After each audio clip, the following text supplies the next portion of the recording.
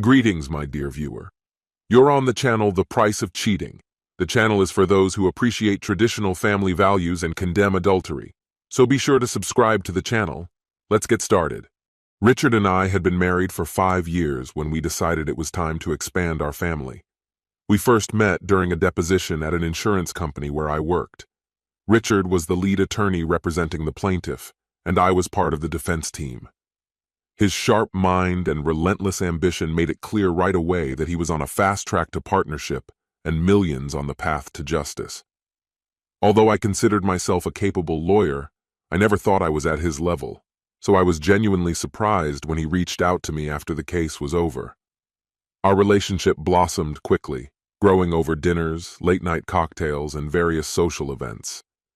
Richard was witty and charismatic, holding my attention with every conversation. Our physical chemistry was just as strong. He was an attentive and inventive lover, and I responded with equal passion. Soon we were married and living in a luxurious gated community among those who had made it. We bought a massive 4-bedroom single-story home, which seemed excessive for just the two of us, but we thought it would allow room to grow, maybe even hire a nanny if I returned to work after having children.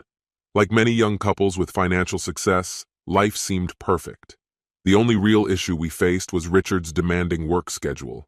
While my job was a simple 9 to 5, Richard was always chasing the next big case to make partner at his firm. This left me with all the social obligations in our prestigious neighborhood, attending barbecues, wine tastings, and other events typical of our close-knit elite community. It was at one of these events that I grew closer to Mary, which eventually led me to meet her husband, Michael. Their relationship sparked my curiosity, and with time on my hands, especially during the last month of my pregnancy, I decided to get to know them better. I didn't hire a private investigator or anything dramatic like that. Instead, I simply became friends with Mary, who, like me, wasn't working at the time. She lived just a couple of houses away, and I felt drawn to their seemingly simple life. It was like a puzzle I wanted to solve. Michael was an accountant with his own small practice. Unlike other men in the neighborhood, who were always networking or flaunting their success, Michael seemed uninterested in expanding his business or forming new connections. He looked like a typical accountant, mid-40s, balding, a bit on the heavier side, but not excessively so. He didn't give the impression of ever being particularly athletic, more of a quiet, scholarly type. He often seemed a little out of place at social gatherings, especially since he didn't participate in typical male activities like golf or drinking. Around women, he was always polite and respectful, but never flirted or was overly friendly. Mary, on the other hand, was the complete opposite of her husband. She was stunning, lively, and flirtatious, with an energy that naturally drew people to her. At 37, she looked even younger, with a figure that caught attention, particularly her voluptuous curves and noticeably enhanced chest.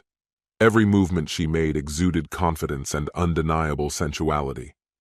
Despite her flirtatious demeanor, Mary was fiercely loyal to Michael. I saw her lose her composure only twice.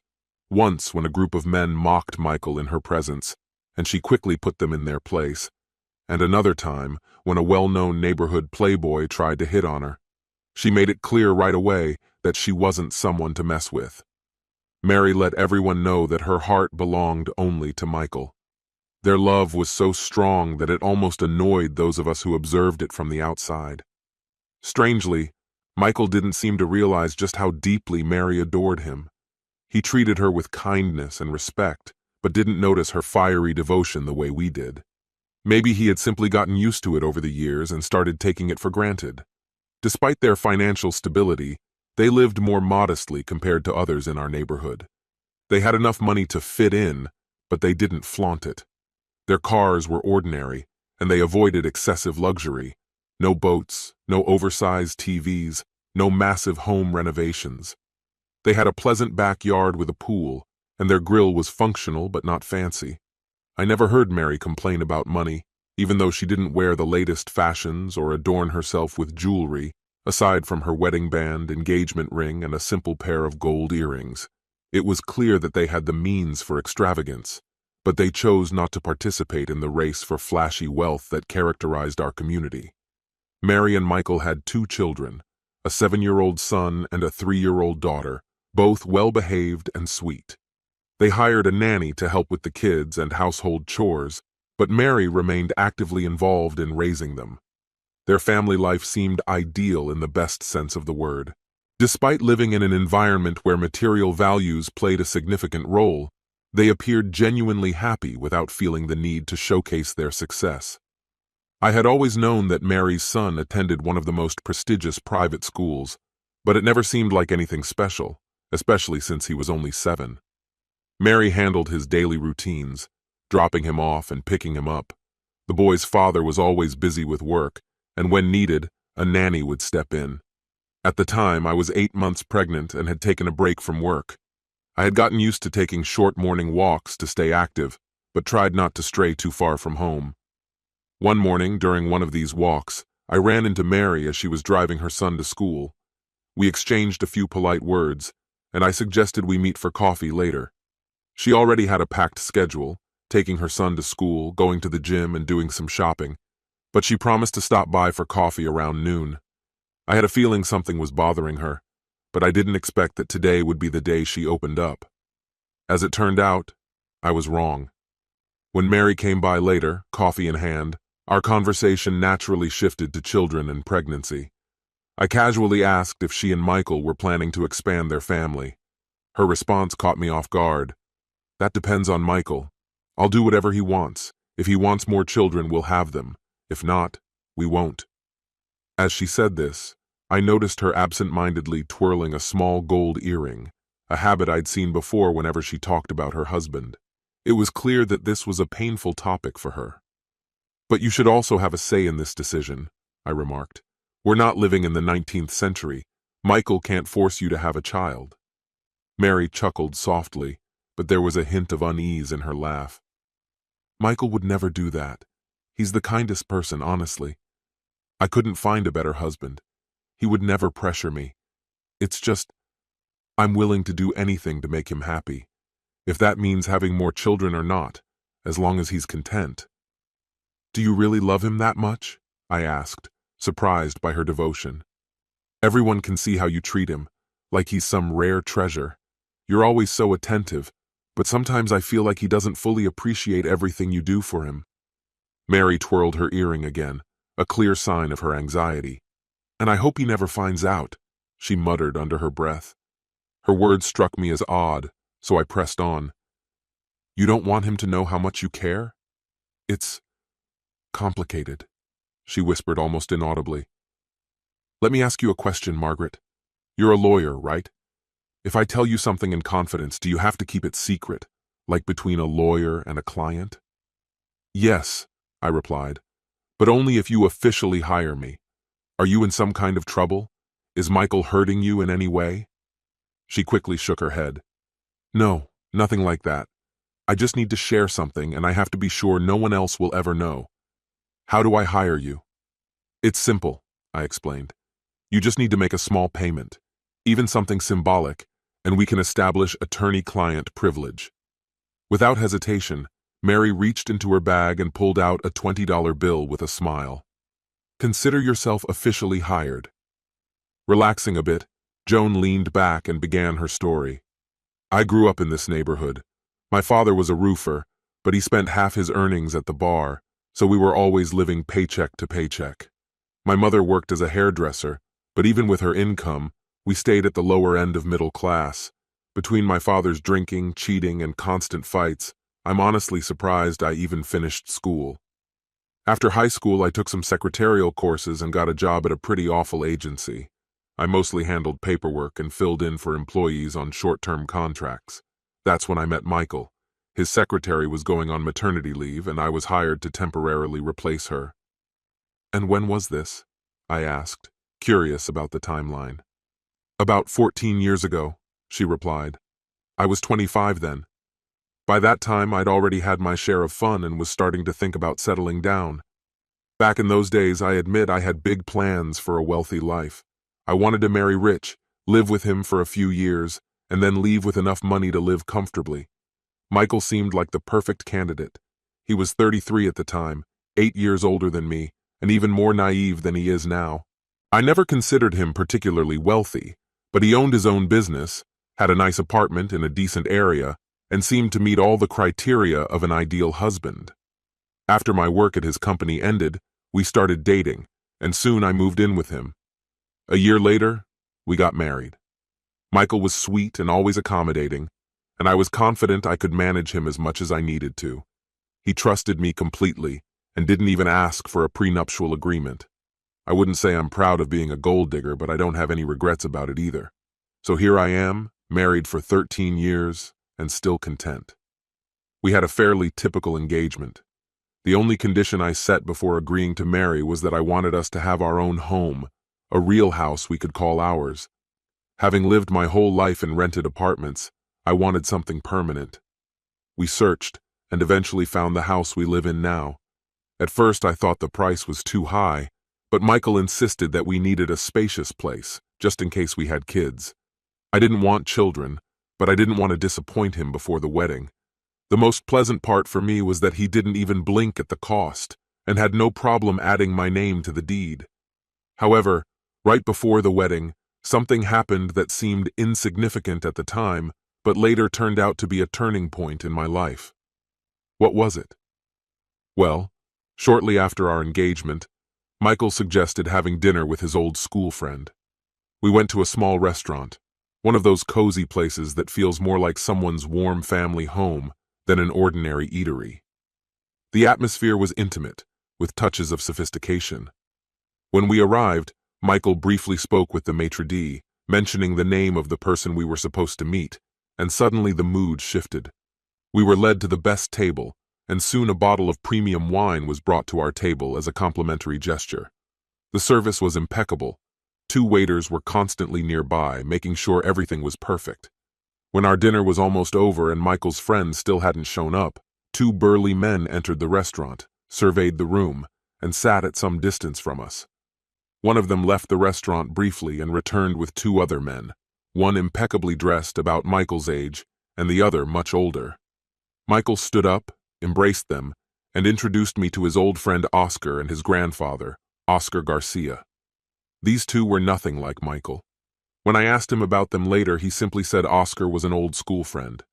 Their visit was brief. The elder offered a short toast, wishing us all the best before the wedding, and they drank to our future. Oscar gave me a wedding gift, a stunning pair of diamond earrings, which I later found out were worth around $15,000. After a few hugs, they left. None of them came to the wedding, and I didn't see Oscar again for the next 2 years. Life went on in the usual whirlwind of wedding preparations, moving into the new house, buying furniture, and settling into married life. I soon forgot about that dinner entirely. Michael went to work every day, but he didn't seem particularly ambitious. I asked him a few times if he wanted to expand the business or take on more clients, but he was perfectly content with what he had. Money was never an issue. I didn't know how much he had, but whatever purchase came up, the price never seemed to bother him. So how was our married life? Let's just say we found our rhythm. Michael was kind, gentle, and incredibly sweet, but sometimes that's not enough in certain areas of a relationship. Before the wedding, I had been with a few men who enjoyed a bit more passion, something Michael never offered. To be honest, I missed it. At the time, I wasn't ready to leave the marriage, not until I knew for sure how much Michael was worth. But the desire for something more exciting remained. I wasn't about to pursue this desire at home, considering our nosy neighbors, so I signed up for a gym. I genuinely wanted to stay in shape, but I made sure to hire an attractive personal trainer. George, my trainer, was full of energy, putting everything into our workouts, and soon I began looking at him differently. He was half Italian, tall, with a body sculpted like marble. Before long, we began an affair, meeting in hotels a few times a week for passionate encounters. His stamina was incredible, giving me exactly the adrenaline rush I had been missing. Yes, I was cheating. Did Michael ever find out? No, he never did. He remained blissfully unaware, but the way things unfolded in the end was far worse than you can imagine. The whole situation fell apart in the most horrifying way. There was one time when Michael had to go on a business trip for a few days. George and I, taking advantage of his absence, planned to spend the night together at a hotel. It was something new for us. We'd never gone that far before. Usually, we would just carve out a couple of hours during the day when the opportunity arose. But this was supposed to be special. A whole night together. But honestly, I hardly remember anything from that evening. It's as if everything was shrouded in a haze, like we were drugged without even realizing it. The night passed in a blur, and then suddenly men burst into the room, harsh, brutal. They dragged us into a car by force and took us to some abandoned warehouse. I knew George was involved in something shady, maybe steroids, and I assumed that's what had landed us in trouble. I thought I was just an innocent bystander caught in the wrong place at the wrong time. "You mean you were kidnapped?" I asked, feeling my stomach twist in horror. "What happened next? How did you get out of there? Did Michael find out?" She continued, her voice taking on a strange, almost emotionless tone, despite the terror in her story. The way she described it sent chills down my spine. "When the drugs started to wear off," she said, "I realized I was tied to a chair. My wrists and ankles were bound with bandages, probably to avoid leaving marks, and there were more bandages over my mouth so I couldn't scream. It was odd. They were careful not to leave a single bruise on me, but I didn't understand why. But they weren't so gentle with George. They cuffed him and hung him from a rope tied to the ceiling, right in front of me." She paused for a moment, as if gathering the strength to relive those memories again. Two men came in and tore George's shirt off, ripping it at the cuffs. They spread a plastic sheet beneath him and started beating him with chains. Thick, heavy chains. His wrists bled from the way the handcuffs dug into his skin. His screams, he screamed over and over. Her voice faltered for a moment, as if she could still hear those screams in her head. "The screams eventually stopped," she continued, her voice eerily calm. "I think he lost consciousness. His eyes were so swollen they were completely shut." Her hands trembled slightly as she took a deep breath. "Then they brought in a forklift. They threw him into a barrel, sealed it, and rolled it away." I stood frozen, my mind struggling to process the horrors she was describing. She paused for a moment before continuing. "After that, I blacked out. When I woke up, I was still tied to the chair. Across from me, in another chair, sat Oscar. He's a friend of Michael's. One of the men came up to me, removed the gag, and freed one of my hands. I just sat there, too stunned to react in any way. Oscar offered me a flask. I took a sip and coughed as the alcohol burned my throat. It was strong, but I needed it. The warehouse was freezing, and I wasn't dressed for the cold. The alcohol gave me a little warmth. Then Oscar spoke, his voice unsettlingly calm. "Mary, we need to talk, and I need you to be completely honest with me. Can you do that?" I nodded. What else could I do? Oscar asked, "Does Michael know about the man you're seeing?" "No," I replied. "I've been careful. Michael doesn't know anything." Then he asked if there was any chance I was pregnant by George. "No," I quickly assured him. "I'm on birth control. I'm not ready for kids." "And Michael knows about that?" Oscar's tone hadn't changed, but there was a new coldness in his eyes.